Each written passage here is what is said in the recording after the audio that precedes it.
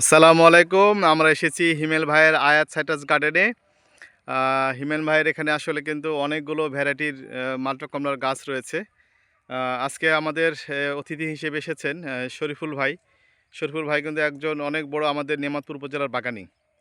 তো এই জাতটার নাম কি আসলে আমরা জানি না, যদি আসলে হিমেল ভাই নেই, তারপর আমরা এটা একটু দেখবো যে আসলে এটা খেতে কেমন। রসের কি অবস্থা? না, রস তো খুব ভালো, প্রচুর রস আছে এটা। প্রচুর রস। হ্যাঁ, একটু কাটেন। মুখের দিকেও থাকলে নিচেও তো আরো ভালো থাকবে। খুবই রস। বাবা, এটারও কিন্তু আসলে প্রচুর রস। আজকে কিন্তু আমরা আছি নভেম্বরের 21 তারিখে। তো এটার আমরা একটু মিষ্টতাও মেপে দেখব।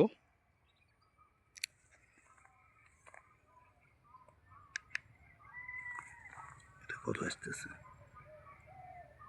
এটা 10.8। এটা একটু খেয়ে দেখেন দিন শরীফুল ভাই। হ্যাঁ হ্যাঁ, অবশ্যই।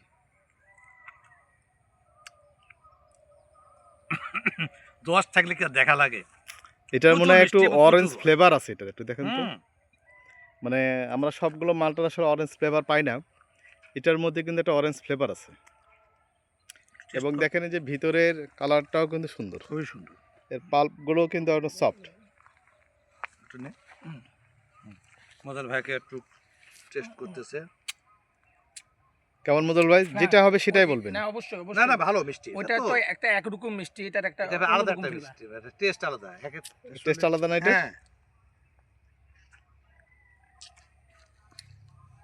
আর ফলনও ভালো তো।